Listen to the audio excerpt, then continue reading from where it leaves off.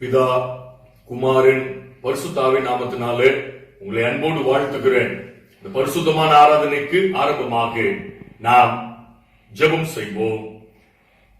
மிகுந்த கிருபையும் இரக்கமும் நிறைந்த எங்கள் அன்பின் ஆண்டவரே, எல்லா நன்மைகளுக்கும் ஊற்று முறைவிடமாய் இருக்கிற பரிசுத்த பிதாவே, உம்முடைய உதவியின்றி நாங்கள் யாதொன்றையும் தகுந்த முறையில் செய்ய திராணியற்றவர்கள் அப்பா.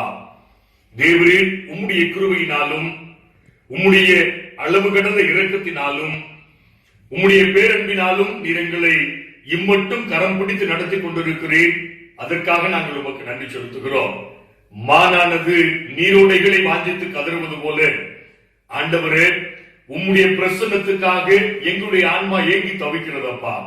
தேவி, உம்முடைய பகற்காலத்தின் கிருபையை எங்களுடைய திரு குடும்பங்களிலே ஒவ்வொரு பிள்ளைகளுடைய உச்சம் தலைமுதல் உள்ள கால் முறை நிறைவாய் ஊற்ற வேண்டும்படியாய் நாங்கள் செபிக்கிறோம். இந்த பரிசுத்தமான ஓய்வு நாளில உம்மோடு நாங்கள் செலவிடுகிற ஒவ்வொரு மணித்துளிகளும் நிறைவான சந்தோஷத்தை, நிறைவான சமாதானத்தை, நிறைவான கிருபையை பெற்றுத் தரக்கூடியதாக தேவரீர் எங்களுக்கு மனமிறங்க வேண்டும்படியாய் நாங்கள் செபிக்கிறோம். இந்த பரிசுத்தமான ஆராதனையில நாங்கள் பாடப்போகிற பாடல்களை, நாங்கள் கேட்க போகிற திருவார்த்தைகளை, நம்பிக்கை நிச்சயத்தோடு நாங்கள் ஏறெடுக்க போகிற ஜெபங்களை என் ஆண்டவர் ஏற்று அங்கீகரிக்க வேண்டும்படியாய் நாங்கள் ஜெபிக்கிறோம். விசேஷ விதமாக ஆண்டவரே, எங்களுடைய உயிர்த்தெழுதலின் ஆலயத்தில் இருக்கிற ஒவ்வொரு குடும்பங்களையும், எங்களுடைய கம்பம் குருசேகரத்தில் இருக்கிற ஒவ்வொரு குடும்பங்களையும் உம்முடைய ரத்த கோட்டைக்குள்ளாய் நீர் மூடி மறைக்க வேண்டும்படியாய் நாங்கள் ஜெபிக்கிறோம். எல்லா துதி கன மகிமை அவற்றை நீர் எடுத்துக்கொள்ளும். இயேசு ஆண்டவரின் மூலமாய் கேட்கிறோம் எங்கள் ஜீவனுள்ள பரமபிதாவே, ஆமென். இந்த பரிசுத்தமான ஆராதனைக்கு ஆரம்பமாக கிறிஸ்தவ கீர்த்தனைகளில 366வது பாடலை நாம் அனைவரும் இணைந்து பாடுவோம். என்னாலுமே தூதிப்பாய் என்னாத்து மாவேணி, என்னாலுமே தூதிப்பாய். என்னால் வரையிலே உன்னத நான் செய்த, என்னால் வரையிலே உன்னத நான் செய்த என்னில்லா நன்மைகள் யாவும் மறவாது, என்னாலுமே தூதிப்பாய். எத்தனையோ கிருபை நோய்க்கு செய்தாரே, எத்தனையோ கிருபை. நித்தமுனை மூடி சுட்டினது மன்றி, நித்த உனை மூடி சுட்டினது மன்றி, நித்தியமான ஜீவனை மீட்டதால் என்னாலுமே தூதிப்பாய். பாவங்கள் எத்தனையோ நீனாயாதிருந்தாரும், பாவங்கள் எத்தனையோ பாலான நோயை அகற்றி குணமாக்கி, பாலான நோயை அகற்றி குணமாக்கி, பாரினில் வைத்த மகாதயவை எண்ணி என்னாலுமே தூதிப்பாய். என்னாத்து மாவேணி, என்னாலுமே தூதிப்பாய். ஜெபம் செய்வோம். நியாய பிரமாணத்தையும் தீர்க்க தரிசனங்களையும் நமது ஆண்டவர் தொகுத்து அருளியது. நம்முடைய கர்த்தராகிய இயேசு கிறிஸ்து சொன்னதாவது, இஸ்ரவேலே கேள், நம்முடைய தேவனாகிய கர்த்தர் ஒருவரே கர்த்தர். உன் தேவனாகிய கர்த்தரிடத்தில் உன் முழு இதயத்தோடும், உன் முழு ஆத்துமாவோடும், உன் முழு மனதோடும், உன் முழு பலத்தோடும் அன்பு கூர்வாயாக என்பது பிரதான கற்பனை. இதற்கு ஒப்பாயிருக்கிற இரண்டாம் கற்பனை என்னவென்றால், உன்னிடத்தில் நீ அன்பு கூறுவது போல பெருநிடத்திலும் அன்பு கூர்வாயாக என்பது. இவைகளிலும் பெரிய கற்பனை வேறொன்றுமில்லை. இவ்விரண்டு கற்பனைகளிலும் நியாய பிரமாண முழுமையும் தீர்க்க தரிசனங்களும் அடங்கி இருக்கிறது என்பது. கர்த்தாவே, எங்களுக்கு இறங்கி இந்த பிரமாணத்தை கைக்கொள்ள எங்கள் இதயத்தை ஏவி அருளும். பிரியமான சகோதர சகோதரிகளே, நாம் இப்பொழுது ஆண்டவருடைய மகா பரிசுத்த வசனத்தை கேட்கவும் ஆண்டவருடைய சரீரத்தையும் ரத்தத்தை பெற்றுக் கொள்ளவும் இங்கே கூடி வந்திருக்கிறோம். உத்தம மனஸ்தாபத்தோடும் உண்மையான விசுவாசத்தோடும் அவரிடத்தில் கிட்டிச் சேர்வதற்காக கடவுளுடைய கிருபை தேடி முழங்காற்படியிட்டு அமைதியாக நம்மை நாமே சோதித்து அறிவோமாக. நம்முடைய பாவங்கள் நிமித்தம் முழு இதயத்தோடு உண்மையாய் மனஸ்தாபப்பட்டு பிறரிடத்தில் அன்பும் சிநேகமாயிருந்து இனி கடவுளுடைய கற்பனைகளை கைக்கொண்டு புதிதாக்கப்பட்டவர்களாய் அவருடைய பரிசுத்த மார்க்கத்தில் நடப்போம் என்று தீர்மானித்திருக்கிற நாம் நமது ஆண்டவர் இயேசு கிறிஸ்துவின் மூலமாய் சர்வ வல்லமையுள்ள கடவுளோடு ஒப்புரவாகும்படி மறுபடியும் நம் பாவங்களை மனத்தாழ்மையாய் அறிக்கையிடுவோம். பரமபிதாவே, உமக்கு விரோதமாகவும் எங்கள் அயலாருக்கு விரோதமாகவும் பாவம் செய்தோம் என்று அறிக்கையிடுகிறோம். ஒளியில் நடவாமல் இருளில் நடந்து வந்தோம். கிறிஸ்துவின் நாமத்தை சொல்லியும் தீமை விட்டு விலகவில்லை. எங்களுக்கு இறங்க வேண்டும் என்று உம்மிடம் மன்றாடுகிறோம். இயேசு கிறிஸ்து நிமித்தம் எங்கள் பாவங்கள் எல்லாவற்றையும் மன்னியும். உமது பரிசுத்த ஆவியினால் எங்களை சுத்திகரித்து எங்கள் மனச்சாட்சியை உயிர்ப்பித்தருளும். உம்முடைய பரிசுத்த நாமத்துக்கு மகிமை உண்டாகும்படி நாங்கள் இனி புது ஜீவன் உள்ளவர்களாய் உமக்கு ஊழியம் செய்யத்தக்கதாக மற்றவர்களுக்கு மன்னிக்க எங்களுக்கு உதவி புரியும். ஆமென். இயேசு கிறிஸ்துவின் மூலமாய் தமிழத்தில் உண்மையாய் மனம் திரும்புகிற யாவருக்கும் அருளப்படுகிற கிருபை நிறைந்த அருள்வாக்கை கேளுங்கள். வருத்தப்பட்டு பாரம் சுமக்கிறவர்களை நீங்கள் எல்லோரும் எடுத்து வாருங்கள், நான் உங்களுக்கு இளைப்பாறுதல் தருவேன். தேவன் தம்முடைய ஒரே பேரான குமாரனை விசுவாசிக்கிறவன் எவனோ அவன் கெட்டு போகாமல் நித்திய ஜீவனை அடையும்படிக்கு அவரை தந்தருளே இவ்வளவாய் உலகத்தில் அன்பு கூர்ந்தார். பாவிகளை ரட்சிக்க கிறிஸ்து இயேசு உலகத்தில் வந்தார் என்கிற வார்த்தை உண்மையும் எல்லா அங்கீகரிப்புக்கும் பாத்திரமானது. ஒருவன் பாவம் செய்வனால் நீதிபதியாயிருக்கிற இயேசு கிறிஸ்து நமக்காக பிதாவிடத்தில் பரிந்து பேசுகிறவராக இருக்கிறார். நம்முடைய பாவங்களை நிவர்த்தி செய்கிற கிருபாதாரம் அல்லே அவரே. நம்முடைய பரமபிதாவாகிய சர்வ வல்லமுள்ள கடவுள் உத்தம மனஸ்தாபத்தோடும் உண்மையான விசுவாசத்தோடும் தம்மிடத்திற்கு மனம் திரும்பி தங்கள் சகோதர சகோதரிகள் குற்றங்களை மன்னிக்கிற யாவருக்கும் பாவம் மன்னிப்பை அருள் செய்வோம் என்று மிகுந்த இரக்கமாய் வாக்குத்தத்தம் செய்திருக்கிறார். அவர் நம்முடைய ஆண்டவர் இயேசு கிறிஸ்து நிமித்தம் நமக்கு இறங்கி நம்முடைய பாவங்கள் எல்லாவற்றையும் மன்னித்து அவைகளிலிருந்து நம்மை விடுதலையாக்கி சகல நன்மையிலும் நம்மை உறுதிப்படுத்தி நிலைநிறுத்தி நம்மை நித்திய ஜீவக்கரையில் சேர்ப்பாராக. ஆமென். தேவனுக்கு ஸ்தோத்திரம் உண்டாவதாக. வாசிக்கும்படியாக கொடுக்கப்பட்டிருக்கிற திருமறை பாடும் பரிசுத்த யோவான் எழுதின நற்செய்தி நூல் 20ஆம் அதிகாரம் வசனங்கள் 24 முதல் 29 வரை நாம் வாசிக்க கேட்போம். பரிசுத்த யோவான் எழுதின நற்செய்தி நூல் 20ஆம் அதிகாரம் வசனங்கள் 24 முதல் 29 வரை நாம் வாசிக்க கேட்போம். இயேசு வந்திருந்த போது 12 ஒருவனாகிய திதிமு என்னப்பட்ட தோமா என்பவன் அவர்களுடனே கூட இருக்கவில்லை. மற்ற சீஷர்கள் கர்த்தரை கண்டோம் என்று அவனுடனே சொன்னார்கள். அதற்கு அவன், அவருடைய கைகளில் ஆணிகளில் நான் உண்டான காயத்தை நான் கண்டு அந்த காயத்திலே என் விரலை விட்டு என் கையை அவருடைய விழாவிலே போட்டால் ஒழிய விசுவாசிக்க மாட்டேன் என்றான். மறுபடியும் 8 நாளைக்கு பின்பு அவருடைய சீஷர்கள் வீட்டுக்குள்ளே இருந்தார்கள். தோமாவும் அவர்களுடனே கூட இருந்தான். கதவுகள் பூட்டப்பட்டிருந்தது. அப்பொழுது இயேசு வந்து நடுவிலே நின்று, உங்களுக்கு சமாதானம் என்றார். பின்பு அவர் தோமாவை நோக்கி, நீ உன் விரலை இங்கே நீட்டி உன் கைகளை பார், உன் கையை நீட்டி என் விழாவிலே போடு, அவிசுவாசியாயிராமல் விசுவாசியாயிரு என்றார். தோமா அவருக்கு பிரதியுத்தரமாக, என் ஆண்டவரே என் தேவனே என்றான்.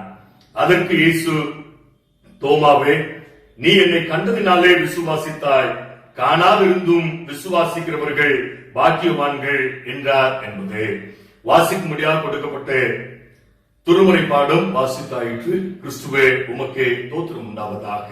நாம் அனைவரும் இணைந்து நம்முடைய விசுவாசத்தை நிச்சய விசுவாச பிரமாணத்தின் மூலமாக நாம் அறிக்கை செய்வோம். வானத்தையும் பூமியையும் காணப்படுகிறதும் காணப்படாததுமான எல்லாவற்றையும் படைத்தவராய் இருக்கிற சர்வ வல்லமையுள்ள பிதாவாகிய ஒரே தேவனை விசுவாசிக்கிறேன். ஒரே கர்த்தருமாய் தேவனுடைய ஒரே பேரான குமாரனுமாய் இருக்கிற இயேசு கிறிஸ்துவையும் விசுவாசிக்கிறேன்.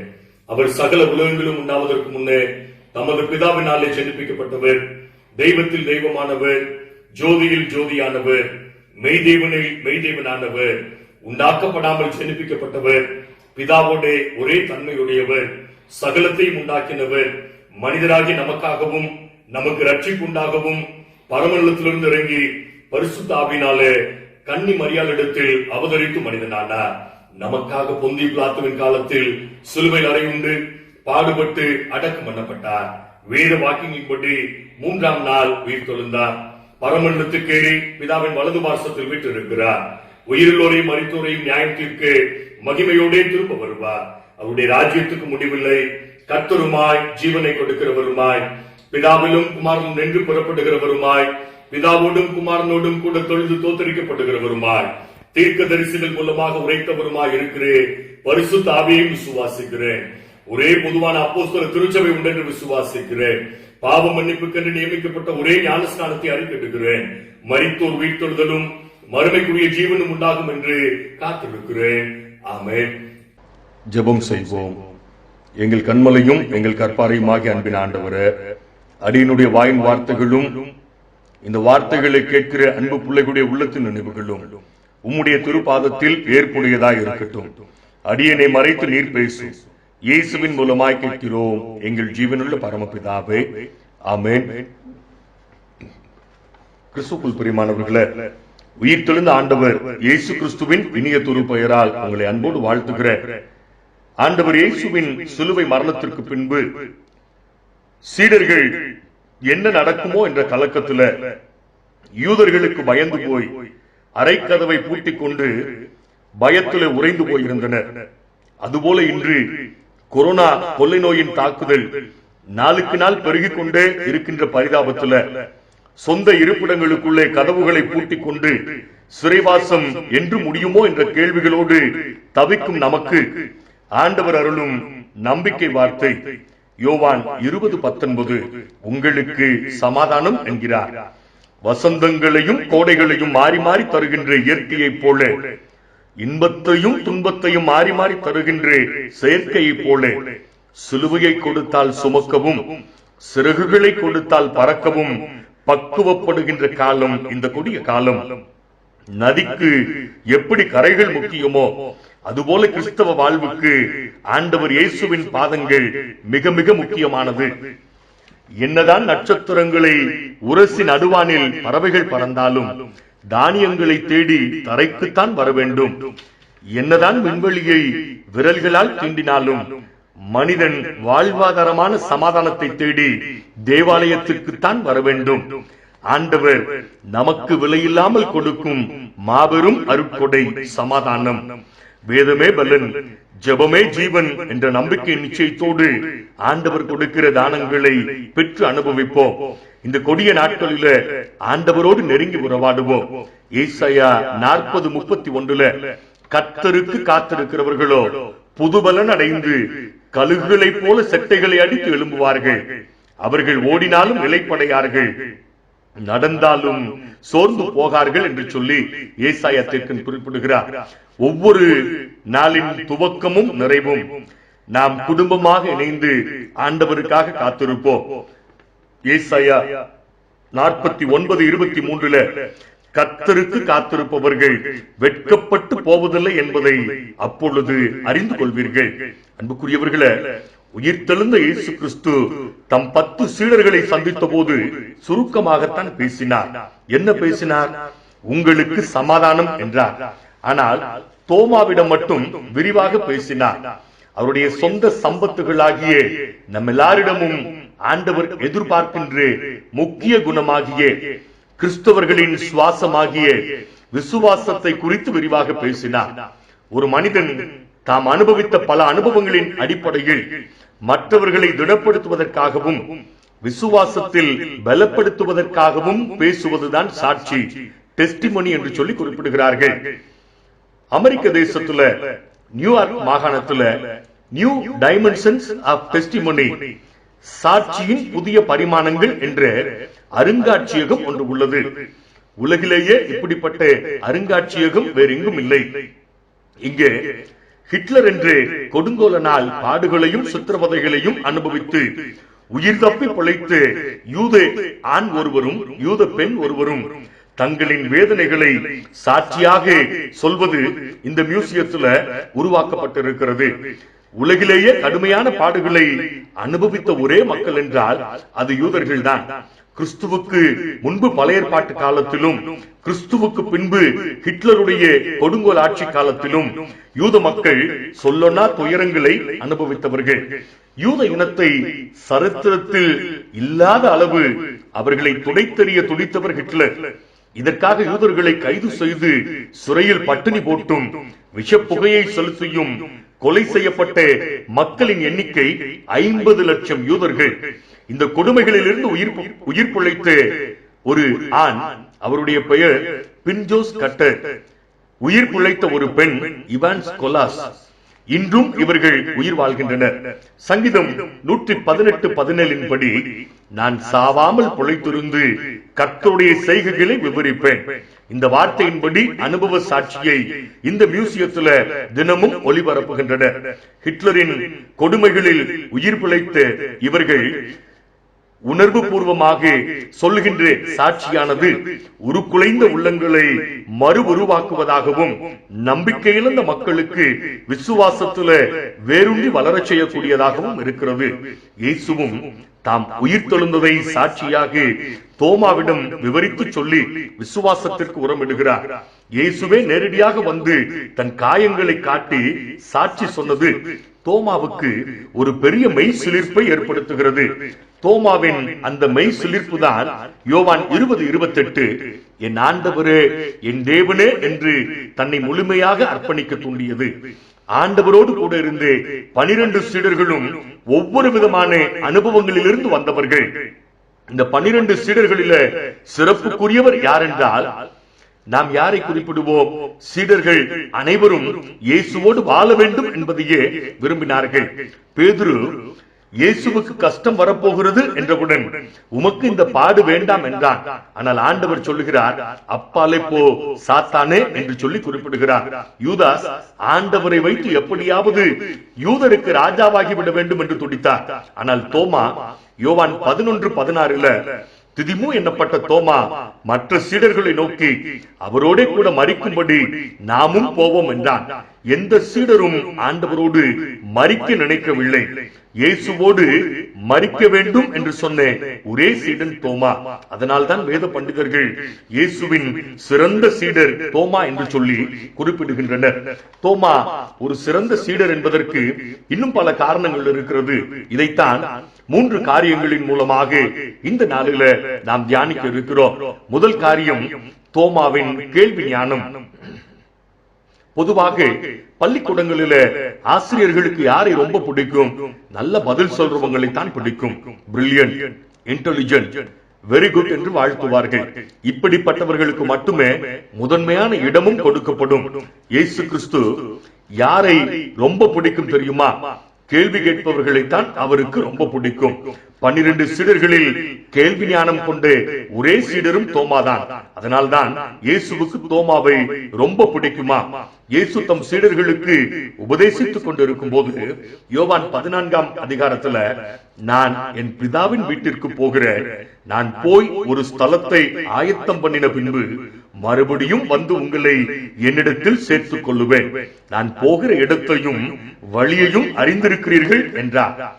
யோவான் 14:5 தோமா, ஆண்டவரே நீர் போகிற இடத்தை அறியோமே, வழியை நாங்கள் எப்படி அறிவோம் என்று சொல்லி குறிப்பிடுகிறார். இயேசு 12 சீடர்களிடமும் தான் இந்த காரியங்களை உபதேசித்தார். 11 பேருக்கு ஒன்றும் புரியவில்லை. ஆனாலும் புரிந்தது போல எல்லாரும் அமைதியாக கேட்டுக் கொண்டிருந்தார்கள். ஆனால் தோமா, ஆண்டவரே நீர் போகிற பாதைகள் எங்களுக்கு எப்படி தெரியும் என்றான். சரியான நேரத்துல சிறப்பான கேள்வியை இந்த தோமா கேட்கிறார். இயேசு கிறிஸ்து மிகப்பெரிய குருவாகவும் தலைவராகவும் வழிகாட்டியாகவும் இருந்த போதும் மற்ற சீடர்கள் எல்லாம் அமைதி காத்த போதும் தோமா தைரியமாக கேள்வி கேட்கிறார். தெரியாததை தெரிந்து கொள்ள வேண்டும் என்று ஆர்வத்தோடு இருந்தவர் தோமா. திருமறை மரபுல கேள்வி ஞானம் உள்ளவர்கள் சிறப்புக்குரியவர்களாகவே தடம் பதித்துள்ளனர். பழைய ஏற்பாட்டு பாரம்பரியத்துல சிறந்த கேள்வி ஞானம் உடையவர் யார் தெரியுமா? ஈசாக்கு. ஆபிரகாம் தன் மகன் ஈசாக்கை பலியிட அழைத்து சென்ற போது ஈசாக்கு, அப்பா பலியிட போறோம்னு சொன்னீங்க, விறகு இருக்கு, கத்தி இருக்கு, ஆடு எங்கே என்றான். ஈசாக்கின் அந்த கேள்வி ஞானம் என்பது அவரை கோலையாகவோ அல்லது பயந்தவராகவோ சுட்டி காட்டுவதாக இல்லை. ஆபிரகாம், இன்றைக்கு பலியிட போகும் ஆடு நீதான் என்று சொன்னவுடனே ஈசாக்கு பயப்படவும் இல்லை, கவலைப்படவும் இல்லை. ஆண்டவருக்காக தன்னையே கொடுக்கும் அளவு துணிவை கொடுத்தது அந்த கேள்வி ஞானம். ஈசாக்கின் கேள்வி ஞானம் அவரை கோலையாக்கவில்லை, நூறத்தனையாய் ஆசீர்வதித்தது. ஐசக் நியூட்டன் ஒரு மரத்தடியில உறங்கிக் கொண்டிருக்கும் பொழுது மரத்தில் உள்ள ஒரு ஆப்பிள் பழம் அவருடைய முகத்திலே விழுந்ததா. இந்த பழம் ஏன் மேல் நோக்கி போகாமல் கீழ் நோக்கி வருகிறது என்ற கேள்விதான் புவி ஈர்ப்பு விசையை கண்டுபிடிக்க அவரை தூண்டியதா. தாமஸ் ஆல்வா எடிசன் உதவாக்கரை என்று ஓரம் கட்டப்பட்டவர். தனக்குள் எழுந்து கேள்வி ஞானத்தால் தான் 1008 கண்டுபிடிப்புகளை கண்டுபிடித்தார் என்று சொல்லி நாம் சரித்திரத்தில் பார்க்கிறோம். அன்புக்குரியவர்களே, கேள்வி ஞானம் இருளில் இருக்கும் நம்முடைய விசுவாசத்தை வெளிச்சமாக்கக்கூடியது. சிறந்த கேள்வியே சிறந்த மனிதனை உருவாக்குகின்றதா. இரண்டாவதாக, தோமா பாசாங்கு காட்டாத மனிதர். பொதுவாக நம்மோடு பழகும் மனிதர்களில் சிலர் குனிந்து பேசுவார்கள், சிலர் நிமிர்ந்து பழகுவார்கள், சிலர் தம் முகபாவனைகளிலேயே செவாலியே விருது பெற்றவர்களாக நடிப்பார்கள். சிலரின் பழக்க வழக்கம் நம்முடைய உச்சந்தலையின் மேல் 1 டன் ஐஸ் கட்டியை வைப்பது போல இருக்கும். திருமறையில ஆண்டவர் இயேசு அத்திமரம் ஒன்றை பார்க்கிறார். தூரத்திலிருந்து பார்ப்பதற்கு அதில் இலைகள் நிறைந்து கனிகள் காய்த்து தொங்குவது போல காட்சியளித்தது. ஆண்டவரே அந்த அத்திமரத்தை பார்த்து ஏமாந்து போனார். காரணம், அந்த அத்திமரம் கனிகள் நிறைந்தது போல பாசாங்கு செய்தது. ஆண்டவர் பக்கத்தில் போய் பார்த்தால் தான் தெரிந்தது அது வெறுமையான மரம் என்று. இன்றும் பல மனிதர்கள் நம்மிடம் பாசாங்கு செய்பவர்களாகவே பழகுகின்றார்கள். என்னையே உனக்காக தருவேன், என்னுடையதெல்லாம் உன்னுடையது, உன்னால் தான் நான் வாழ்கிறேன், நீ இல்லாமல் நான் இல்லை என்று சொல்கிறார்கள். நெருங்கி பழகினால் தான் தெரியும் அவர்கள் மிகப்பெரிய பாசாங்கு நடிகர்கள். வெற்று மரம் என்பது நமக்கு புரியும். ஆனால் தோமா அப்படி பாசாங்கு செய்யாதவர். பேதுரு இயேசுவிடம் கொஞ்சம் பாசாங்கு செய்தவர். இயேசு பேதுருவிடம் சேவல் கூவுவதற்கு முன்னே 3 முறை என்னை மறுதலிப்பாய் என்று சொல்கிறார். ஆனால் பேதுரு, நான் மறுதலிக்கவே மாட்டேன் என்று பாசாங்கு செய்வார். இயேசு ஒரு முறை தம் சீடர்களிடம், நீங்கள் என்னை யார் என்று எண்ணுகிறீர்கள் என்று கேட்டபோது பேதுரு தான் சொல்வார், நீர் மேசியா என்று. இயேசு மேசியா என்பதை தெரிந்திருந்தும் 3 முறை மறுதலித்தவர் பேதுரு. இயேசுவை விட்டு விலகி ஓடியவர் பேதுரு. ஆனால் தோமா அப்படிப்பட்டவர் அல்ல. தோமா ஆண்டவரிடம் கேள்வி கேட்பதிலும் விவாதம் செய்வதிலும் ஆர்வம் உள்ளவர். தெரியாததை தெரியாது என்று ஒப்புக்கொண்டவர். இயேசு பரலோகத்தை பற்றி போதித்துக் கொண்டிருந்த பொழுது, ஆண்டவரே அதை நாங்கள் எப்படி அறிவோம் என்று தைரியமாக சொன்னவர் தோமா. தெரியாததை தெரியாது என்று சொல்பவன் மாமனிதன், தெரியும் என்று பாசாங்கு செய்து நடிப்பவன் மோசமான மனிதன். தோமா பாசாங்கு செய்யாததினால் தான் சிறந்த சீடராக விளங்குகிறார். ஒரு மாறுவேட போட்டி ஒன்று நடந்ததா. அந்த போட்டியின் சிறப்பு என்னவென்றால், சார்லி சாப்ளின் போல வேடமிட்டு வருபவருக்கு நிறைய வெகுமதிகள் கொடுக்கப்படும் என்று அறிவித்திருந்தனர். ஏராளமானோர் சாப்ளின் வேடமிட்டு பங்கு பெற்றனர். இதை கேள்விப்பட்ட ஒரிஜினல் சார்லி சாப்ளின் வறுமையில் இருந்த காரணத்தினால தானும் போட்டியில் பங்கு பெற புறப்பட்டு வருகிறார். பரிசு அறிவிக்கப்படுகிறது. ஒரிஜினல் சாப்ளின் அதிர்ச்சியில் உறைந்து போகிறார். காரணம், சாப்ளின் வேடமிட்டு வந்தவருக்கே அங்கே பரிசு கொடுக்கப்பட்டது. இந்த உலகம் பாசாங்கு செய்பவருக்கே முதலிடம் கொடுக்கிறது என்று நொந்து கொண்டாரா. அன்புக்குரியவர்களே, தோமா பாசாங்கு செய்யாதவர். ஆண்டவருடைய ராஜ்யத்தில் பாசாங்கு செய்பவர்கள் பிரவேசிக்க முடியாது என்பதை மனதில் நிலைநிறுத்த அழைக்கப்படுகிறோம். மூன்றாவதாக, தோமாவின் அர்ப்பணிப்பு. இயேசுவின் சிலுவை மரணம் சீடர்களின் நம்பிக்கையை தவிடுபொடியாக்கியது. இயேசுவின் 3.5 ஆண்டுகால ஊழிய பாதையில இயேசுவோடு கூடவே இருந்து பழக்கப்பட்டவர்கள் இந்த சீடர்கள். இயேசு இல்லாத வாழ்வை அவர்களால் நினைத்து பார்க்க முடியவில்லை. அடுத்த கட்ட நிலையை யோசித்து பார்க்க முடியாத துயரம் ஊழியத்தின் அடித்தளம், ஊழியத்துல உருவாக்கிய ஆணிவேர் ஆண்டவரையே கொலை செய்து விட்டார்களே என்ற பேரிடியை தாங்கிக் கொள்ள முடியவில்லை. இந்த சூழலில் தான் தோமா ஒரு வார்த்தையை குறிப்பிடுகிறார். யோவான் 20:25 அவருடைய கைகளில் ஆணிகளினால் உண்டான காயத்தை நான் கண்டு அந்த காயத்திலே என் விரலை விட்டு என் விரலை அவருடைய விழாவிலே போட்டால் ஒழியே விசுவாசிக்க மாட்டேன் என்றார். உயிர்த்தெழுந்த ஆண்டவர் 8 நாளைக்கு பின்பு சீடர்கள் பூட்டப்பட்ட அறைக்குள் இருந்தனர். அந்த அறைக்குள்ளே ஆண்டவர் காட்சி கொடுக்கிறார். யோவான் 20:27 தோமாவே, நீ உன் விரலை இங்கே நீட்டி என் கைகளை பார், உன் கையை நீட்டி என் விழாவிலே போடு, அவிசுவாசியாயிராமல் விசுவாசியாய் இரு என்றார். இயேசுவின் காயங்களை பார்த்த பின்புதான் யோவான் 20:28 என் ஆண்டவரே, என் தேவனே என்று தன்னை முழுமையாக அர்ப்பணிக்கிறார் தோமா. கிபி 52 இந்தியாவிற்கு வந்தார். சின்ன ஆசியாவில 7 சிறப்புக்குரிய சபைகளை ஸ்தாபித்தார். சென்னையில அவர் ஊழியம் செய்து கொண்டிருந்த பொழுது கிபி 72 சமூக விரோதிகளால் கொலை செய்யப்பட்டார் என்று சொல்லி நாம் அறிகின்றோம். இந்திய முன்னாள் ஜனாதிபதி பிரணாப் முகர்ஜி அவர்கள் வெள்ளைக்காரர்கள் வந்த பின்புதான் இந்திய கலாச்சாரம் உயர்வு பெற்றது என்பது மாபெரும் தவறு. இவைகளுக்கெல்லாம் முன்னமே தோமா என்ற மாமனிதர் இந்தியா வந்ததினால்தான் இந்தியா எல்லா விதமான உயர் பண்பாடுகளிலும் ஜொலித்துக் கொண்டிருக்கிறது என்று குறிப்பிடுகிறார். தோமாவை போல என் ஆண்டவரே, என் தேவனே என்று நம்மையும் அர்ப்பணிக்க நாம் ஆயத்தமாக இருக்கின்றோமா? நிறைவாக டைம்ஸ் நாளிதழ் 19ஆம் நூற்றாண்டுக்கான சிறந்த மனிதரை தெரிவு செய்து வெளியிட்டது. ஸ்வீடன் நாட்டைச் சேர்ந்த 17 வயது இளம்பெண் கிரேட்டா தன்பர்க் சிறந்த மனிதர் என்று அறிவிக்கப்படுகிறார். பொதுவாக பெரிய மேதைகளை, அறிஞர்களை தெரிவு செய்வதுதான் மரபு. ஆனால் டீனேஜை கூட கடக்காத ஒருவரை அறிவித்ததனுடைய நோக்கம் என்ன? இவர் இயற்கையின் மேல் அதிக ஈடுபாடு கொண்டவர். உலகின் வல்லரசுகளும் சிற்றரசுகளும் அணு ஆயுத வர்க்கத்திற்கு செலவு செய்யும் இன்றைய சூழலில இவர் இயற்கையை காக்க வேண்டும் என்று துடிப்போடு அநேக போராட்டங்களை நடத்தி கொண்டிருக்கிறார். தன் பலவீனங்களிலும் தோல்விகளிலும் இயற்கை இறைவனின் மாபெரும் கொடை என்பதை உரத்த குரலில ஒலித்துக் கொண்டிருக்கிறார்.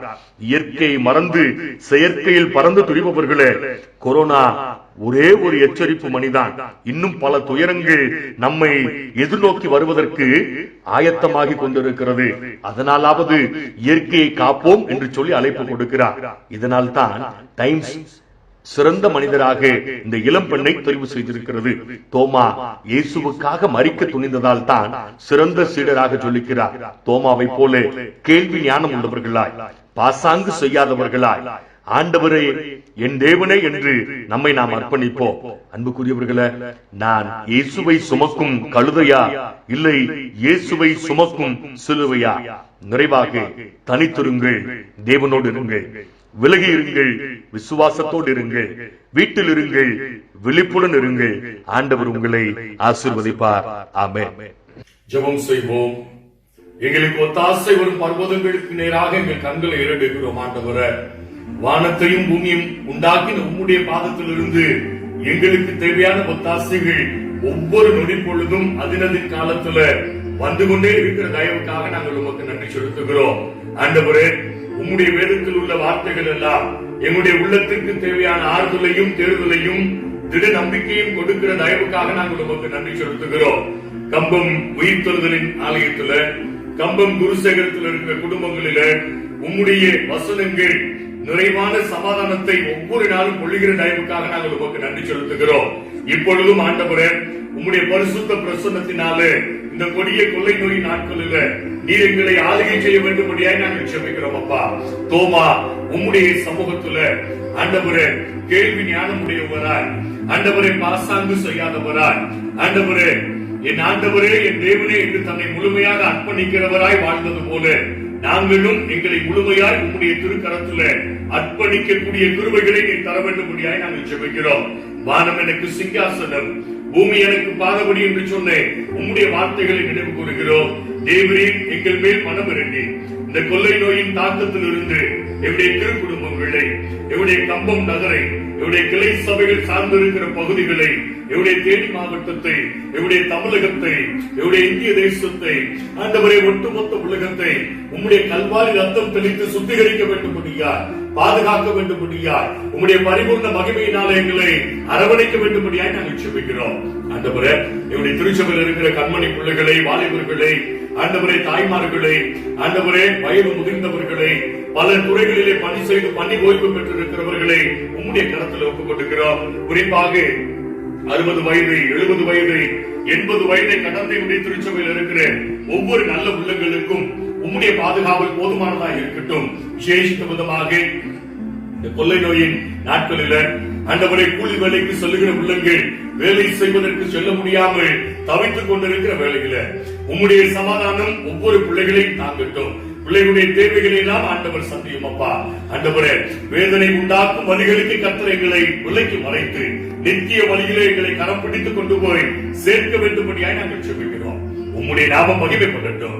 ஆண்டவரே, நாங்கள் ஒவ்வொருவரும் உயிருள்ள சாட்சிகளாய் உமக்காக உழைக்க எங்களுக்கு வளர்ந்தார்.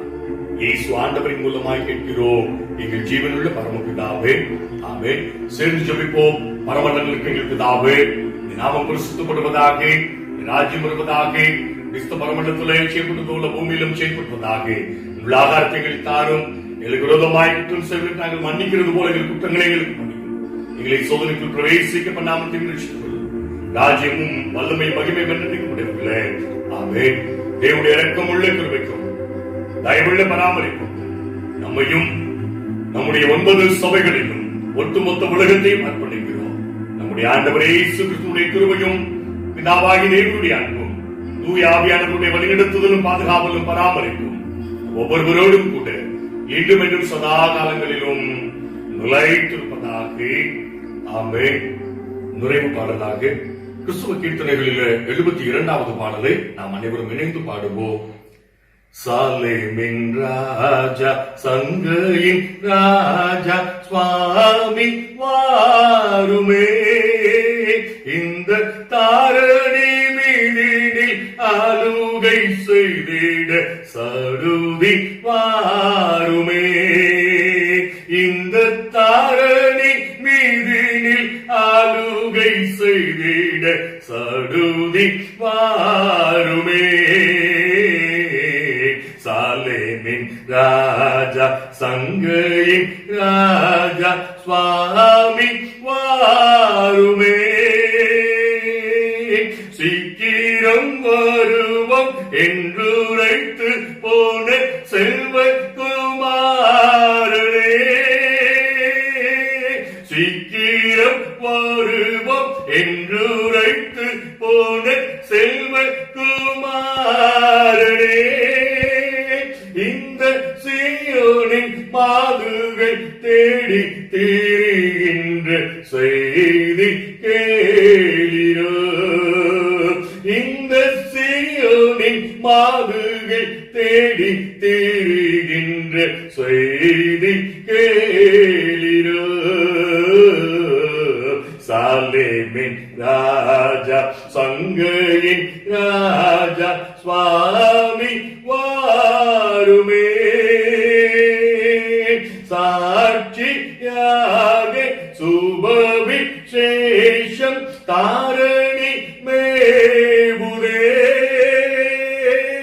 சாட்சியாக சுபவிசேஷம் தாரணி மேவுதே, உந்தன் சாட்சிகளுடைய ரத்தங்கள் எல்லாம் தாவி கூவுதே, உந்தன் சாட்சிகளுடைய ரத்தங்கள் எல்லாம் தாவி கூவுதே. சாலேமின் ராஜா, சங்கையின் ராஜா, சுவாமி வாருமே, இந்த தாரணி மீதினில் ஆளுகை செய்திட சடுதி வாருமே.